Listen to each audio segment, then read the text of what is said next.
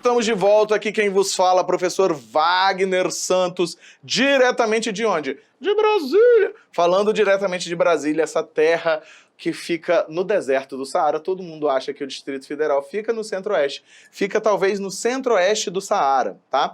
Então estamos aqui hoje, né, reunidos para falar sobre o quê? Reunidos para falar sobre texto dissertativo argumentativo e vamos falar muitas coisas com relação a texto dissertativo argumentativo, beleza? Muita coisa mesmo.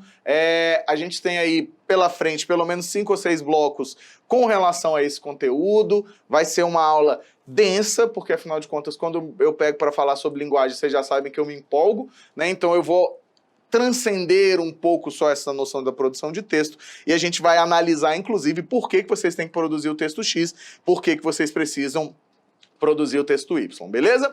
Então, analisando a partir dessa perspectiva, o que a gente vai ter? Vamos dar uma olhadinha, porque a gente começa imaginando o seguinte: texto, tá? O que é texto? O que é produzir texto? Por que os vestibulares e os demais exames, né, no caso de vocês aqui, os exames militares, cobram que eu escreva um texto? É a importância do tema? É a importância da minha argumentação? Não, vou ser bastante sincero com vocês.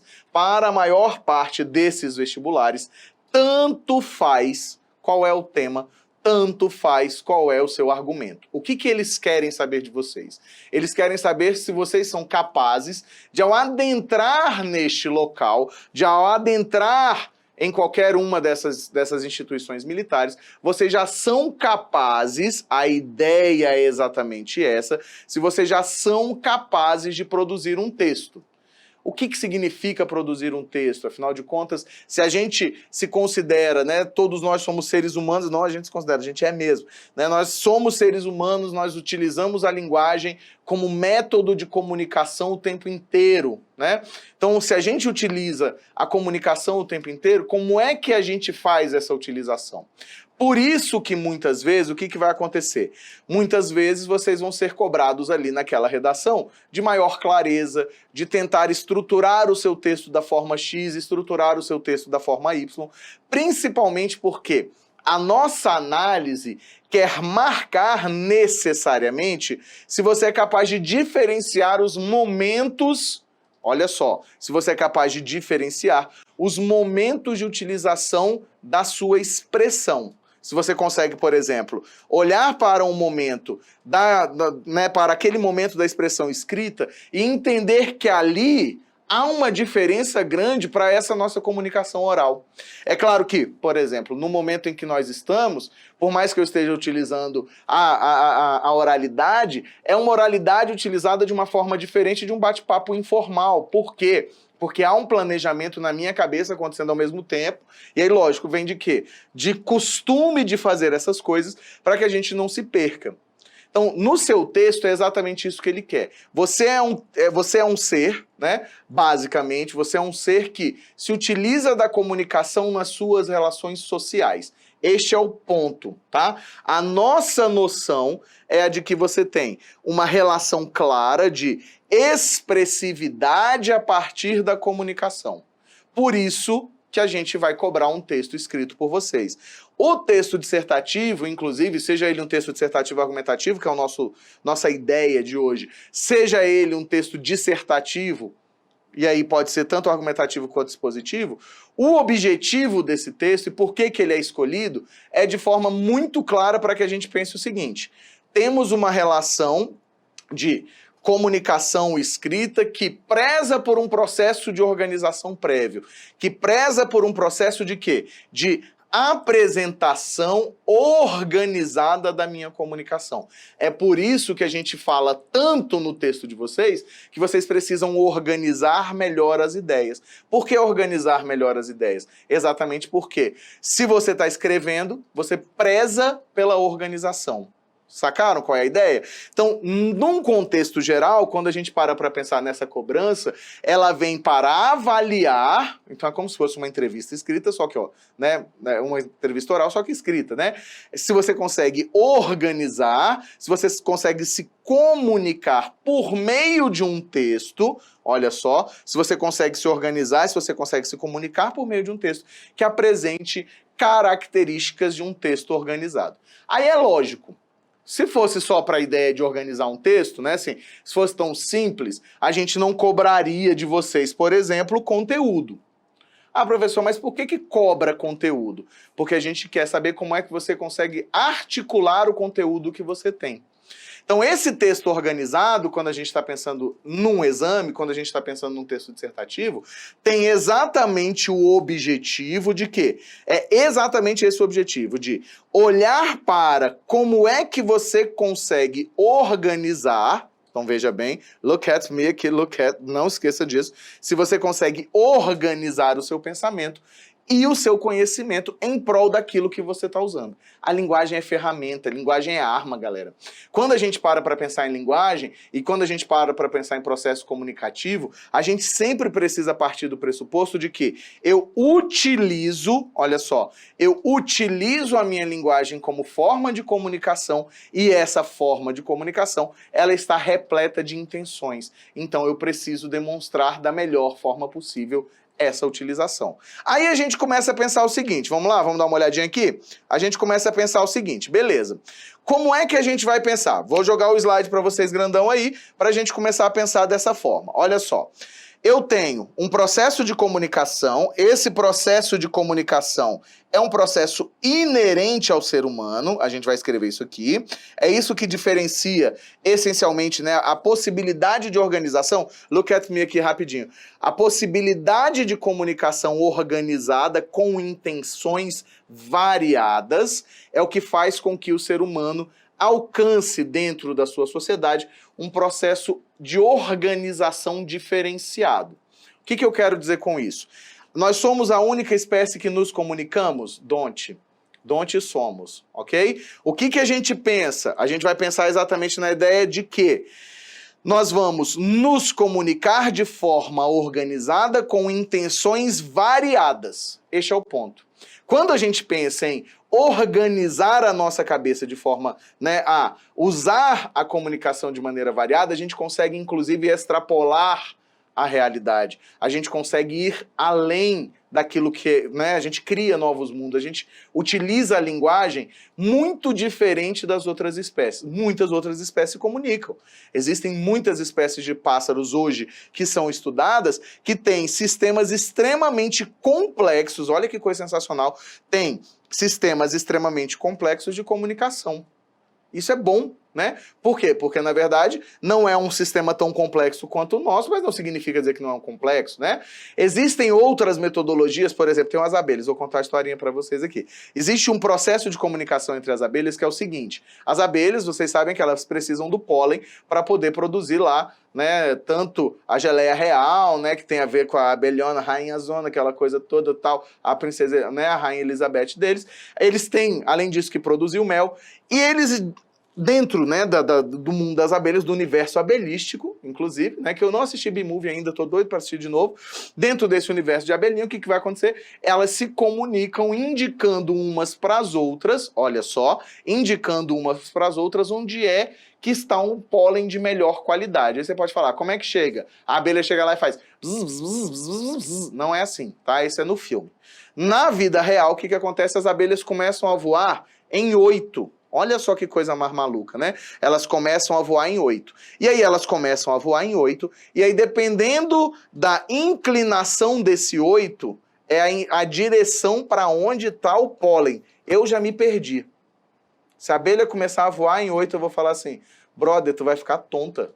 Né? Eu mesmo já me perdi completamente nessa história. E aí, dependendo da quantidade, eu não sei se ela sabe contar, mas assim, da noção de repetição é a distância e as abelhas encontram outro pólen. É muito maluco. Então, existem processos comunicativos, né? A gente consegue pensar que existem esses processos comunicativos, mas esses, no nosso caso, os processos comunicativos, eles são mais elaborados. Nós temos um grau de complexidade linguístico, porque aí a gente usa a língua verbal, né? A gente verbaliza, nós temos um grau de desenvolvimento linguístico muito maior do que o grau das outras espécies. Por isso que faz com que a gente, né, é isso que faz com que a gente tenha uma, que a gente mande na bagaça toda, que a gente, inclusive, chegue a achar que somos os únicos donos do planeta, beleza? Então vamos lá de novo, vamos lá que a pessoa está começando a viajar, né? Mas isso é normal, vocês já estão acostumados. A gente vai pensar o seguinte, comunicação é um processo necessariamente inerente ao ser humano. O que significa a um ser humano, né, Wagner Buru? Ao ser humano, certo? O que significa dizer que é inerente? Faz parte dele, tá? Então, inerente ao ser humano. Esse processo inerente ao ser humano, ele atinge, a gente pode dizer assim, um grau elevado de complexidade. Então, vamos escrever aqui, grau elevado, olha só, grau elevado de complexidade.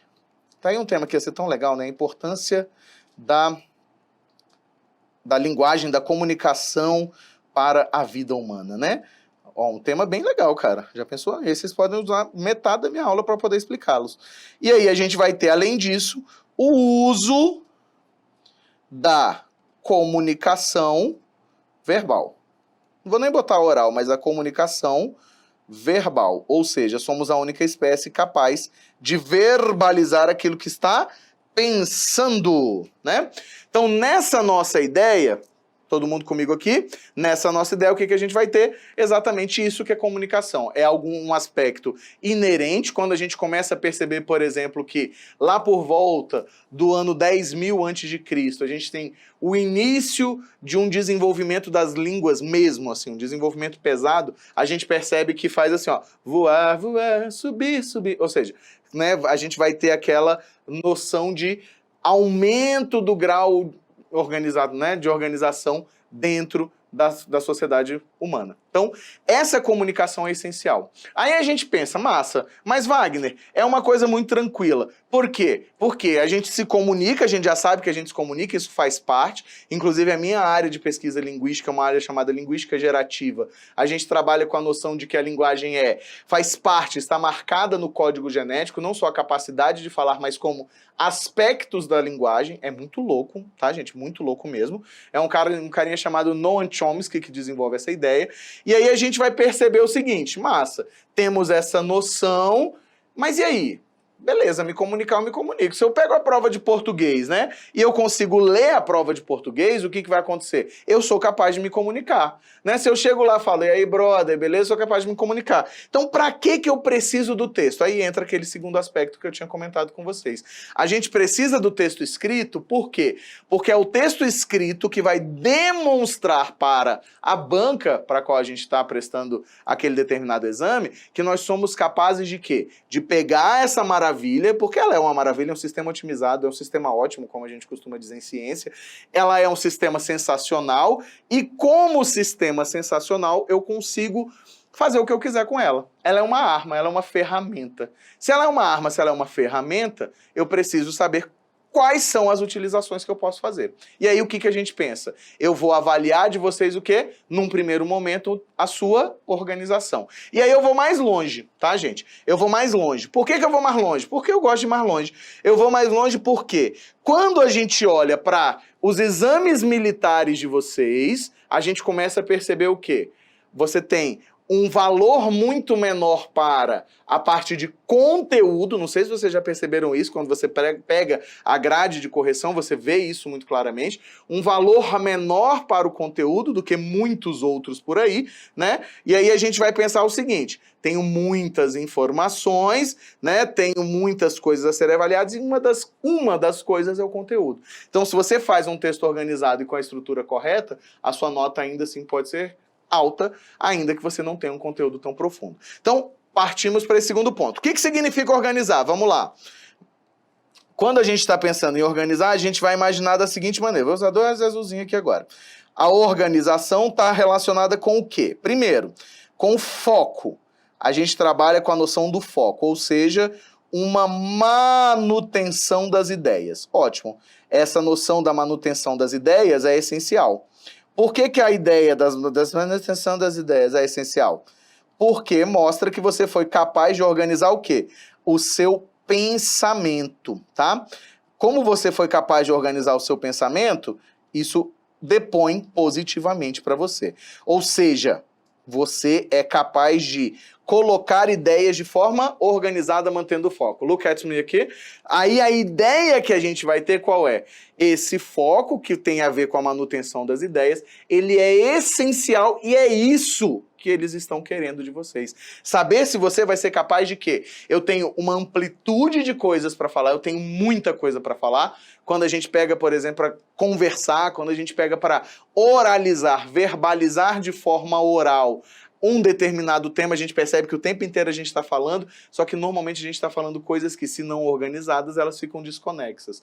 Aqui não. Aqui eu quero saber o seguinte: você consegue manter o seu foco? Você consegue manter uma linearidade de ideias? A noção aqui pra gente é exatamente essa. Como é que está a sua organização de ideias dentro de um texto? Lógico que isso vai perpassar pelo quê? Vamos olhar? Vamos. Além desse foco, que é essa manutenção de ideias, perpassa pelo quê? Pelo uso da língua. Porque é a língua que é a sua ferramenta, tá?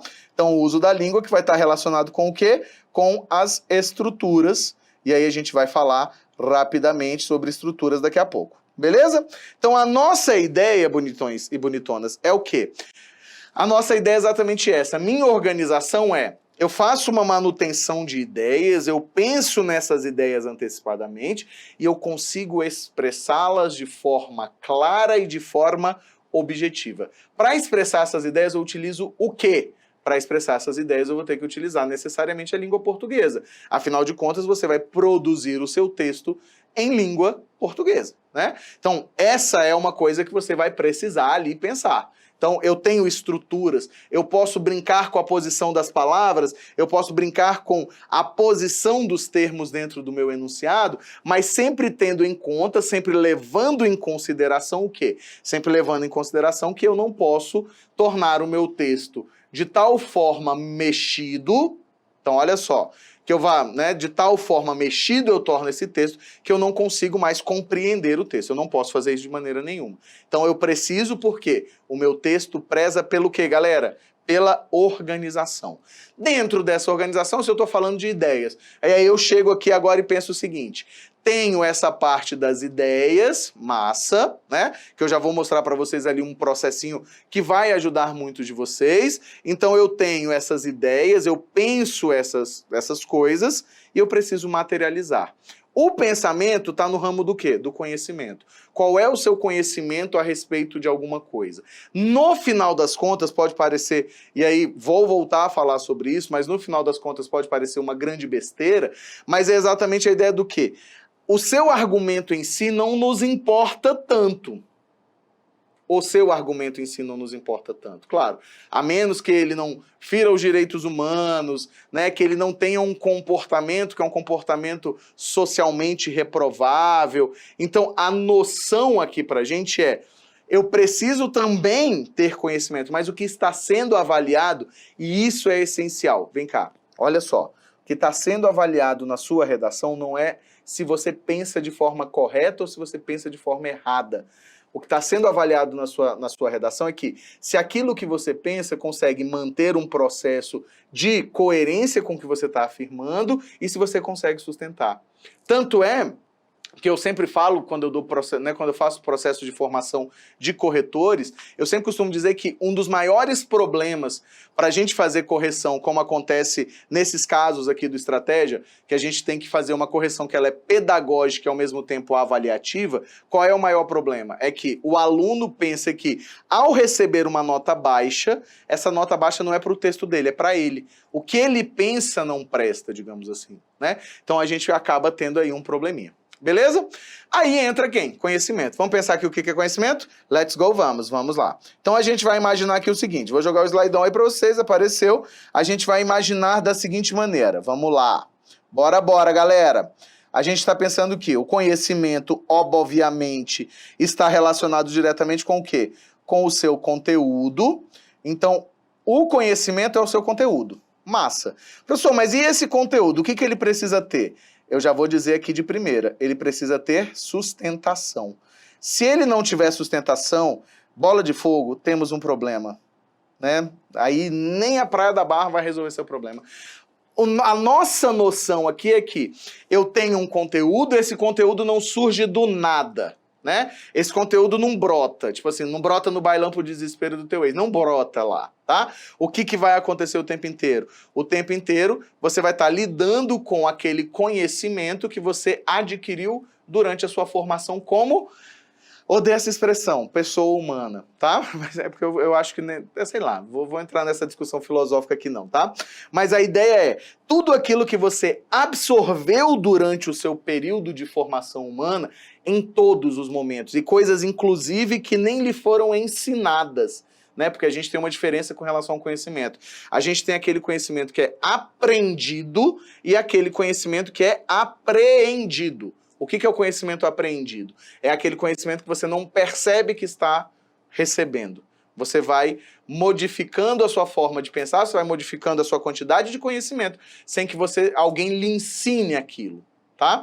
Aprendido é o que a gente está fazendo aqui. É uma aula. Eu chego com o objetivo de fazer o que com vocês? Eu chego com o objetivo de apresentar para vocês o quê? Conhecimento. Beleza? Não que eu seja o detentor dele, né? Mas eu trago para vocês conhecimento. Então a nossa relação é exatamente essa com o conhecimento. O conhecimento, que é o seu conteúdo, é o que você sabe. Se eu te dou um tema, e aí, galera, tira da cabeça assim, poxa, Fieta, cara, então quer dizer que a banca tá afim de me largar, né? Porque ela vai botar lá um tema que eu nunca ouvi falar na minha vida. Aí também entra um processo de que você faz parte de um mundo e você precisa estar integrado com as coisas, né?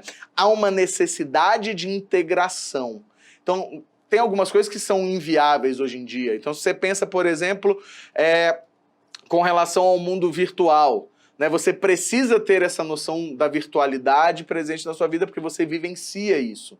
Você precisa, a gente está vivendo um momento em que muito se discute a respeito dos direitos das minorias e os comportamentos com relação a minorias e grupos de exclusão. Então, no final das contas, o que vai acontecer? Nesse final das contas, a gente vai precisar pensar de maneira muito clara que beleza, eu tenho que saber o que está acontecendo. Por isso que a preparação não pode ser, principalmente quando o assunto é redação, e os meninos sempre me perguntam, né?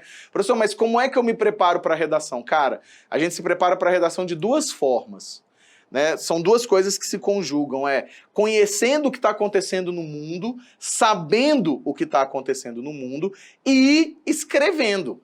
Porque apesar da gente imaginar que existe uma noção, digamos assim, de dom de escrita, isso não existe. E eu vou falar muito seriamente para vocês. Eu conto sempre essa história.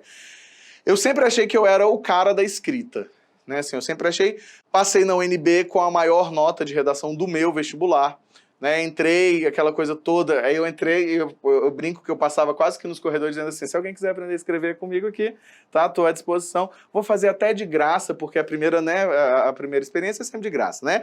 Aquela coisa toda. Beleza. Aí fiz a primeira disciplina, que era uma disciplina que eu peguei de propósito, não era do meu semestre, eu era calouro, não era para calouro, que era exatamente a disciplina de realismo brasileiro com Machado de Assis. Eu queria Machado de Assis, né? E aí quando eu cheguei, o professor era um professor sensacional, não me esqueço dele, ele passou uma prova. E ele tem uma visão um pouco diferente aí, que ele disse que Machado de Assis, e eu concordo com essa visão, que Machado de Assis não era realista. Massa, até aí tudo bem, tudo ok, né? Ele dizia que Machado de Assis não era realista, blá, blá, blá, blá, blá, blá, blá, blá, blá. Massa. E aí, a prova dele, a primeira prova era, prove que Machado de Assis é ou não é realista. Você podia discordar dele, mas você precisava provar. Escrevi 4 laudas. 4 laudas, pra vocês terem uma noção, vocês já viram papel ao maço? Tem frente, verso, então eu escrevi as 4. Saí de lá falando assim, gente, se alguém quiser aí um professor novo, tô aqui disponível, né? Porque a pessoa se acha só um pouco, né? Cara, quando eu recebi minha nota, era o quê? MM-. Isso significava que eu tinha cravado no 5, porque ele falou, eu vi que você tinha conteúdo, mas o seu texto não faz sentido. Por quê? Eu era incapaz naquele momento, eu fui incapaz naquele momento de fazer o quê? De organizar o meu texto. E aí eu falei, bom, assim não pode ser, se eu vou ser um professor de português, tem uma coisa que eu tenho que saber fazer, é escrever. Eu preciso saber escrever. E aí eu percebi o quê? Não é dom, é treino. E aí eu comecei a treinar, eu comecei a tentar organizar as minhas ideias, e isso nos levou, né, isso me levou, digamos assim, a desenvolver uma forma de pensamento que não é minha, mas que serviu para mim, de organização das nossas ideias. O que a gente vai pensar? Olha só, vou colocar aqui para vocês, vamos lá. Tô falante hoje, hein, gente? Como se não fosse o normal, né? Eu hoje divido a escrita de um texto em 3 partes. E isso vale para muita coisa, tá, gente? Eu divido a escrita aqui em planejamento. Do planejamento, aí, ó, planejamento. Do planejamento, eu passo para o rascunho, que são parecidos aqui. E desse rascunho, o que acontece? Eu passo para o definitivo. O que eu faço no meu planejamento? Só para vocês, planejamento. Eita, Pio, não sabe escrever, Wagner. Vocês sabem que de vez em quando aqui, né, o TDAH ataca, né, galera? Planejamento. Tinha um ne a mais aqui. Planejamento. O que eu faço no meu planejamento? No meu planejamento, eu chego lá e falo assim, vamos escrever o quê? Eu coloco todas as ideias. Eu esvazio a minha cabeça. Coloco todas as ideias sobre o tema. Massa. E eu já busco o que no meu planejamento? O meu repertório. Busco o repertório. Em seguida eu faço o quê? A escolha das ideias que eu vou utilizar no meu texto. Professor, mas por que você escolhe as ideias antes? Exatamente porque eu quero um texto organizado. Beleza? Saindo de lá eu faço o quê? Parto para o meu rascunho. Eu estava lá no âmbito das ideias, né? Agora eu passo para a concretude. Eu vou escrever. Então eu separo os argumentos. E aí eu já estou escrevendo o texto mesmo, tá, gente? Separo os argumentos, clareio a tese, ou seja, indico sobre o que eu vou falar e monto o texto. Aí na hora de passar daqui para cá, ó, na hora de passar daqui para cá, o que eu faço? Eu arrumo somente, isso é muito importante para a cabeça de vocês, tá? Aí aqui a gente vai o quê? Modifico somente, isso é importante dizer para vocês, somente, tá? Modifico somente os erros de português. Eu não mudo mais nada. Por que eu não mudo mais nada? Porque nessa primeira e nessa segunda parte já está toda montada, porque é das ideias. Conseguiu entender? Deu para entender? Do you understand me? Yes? No? Yeah? Não? Beleza. Então, o que vai acontecer?